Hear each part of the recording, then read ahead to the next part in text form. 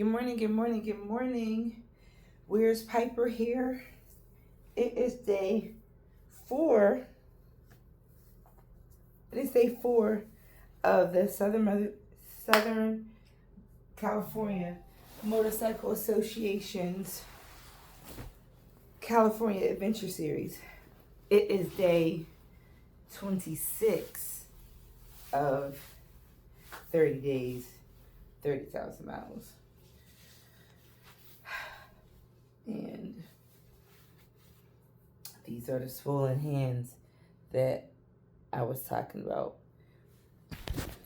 I don't know if you can see them better. See how and I can feel them. I feel them now starting to, tingle and try to come awake. But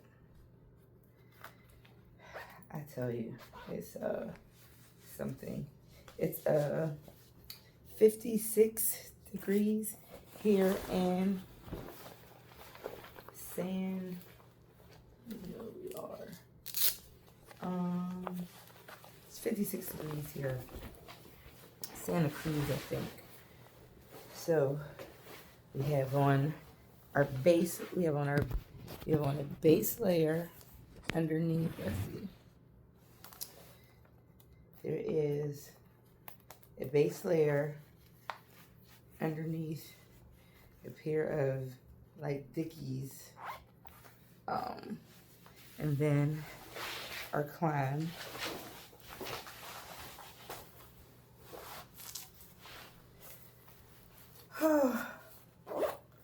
Then our climb. I have on the under the waist binder shirt, my sweatshirt, which I almost lost my zipper that connects that to my jacket. I would have been so sad. We're gonna I may need my heated gear. Which is still on the bike. This is our climb goose down. And then we're gonna put our coat, our jacket and our coat on. Our coat and our vest on. I have a very vigorous day today. This phone only, let's see how many miles it says on this one. I don't know if it tells us all. It doesn't, but to get to Ferndale, which is the end of Matole, it's saying it will get there at 7 o'clock. Sun has been setting 8:30ish. There's no lodging around there. And from Matole, I have to go to Eureka, and then I have to do 299. I forget what they're calling that road, but it's through Whiskey Town and Lewiston. It takes you up to Shasta Lake, California. And there is lodging there, but from Eureka to Shasta Lake, it's 3.5 hours. That's a very long road. That's probably the longest road, aside from the 120 miles that's mandatory that we do on the Blue Ridge Parkway and Pacific Coast Highway. This 3.5 hours, I think it was 200 miles or something, is the longest. So if we get to that point, no hiccups and stuff, I won't get to Shasta Lake until 10 o'clock at night. And that means we'll be in the dark an hour and a half. And last night, I was in the dark on Airline Highway, which is CA-25.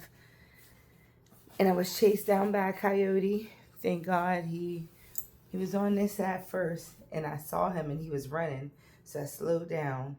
And you know, they get to zigzagging because I guess because the engine might throw them off or something.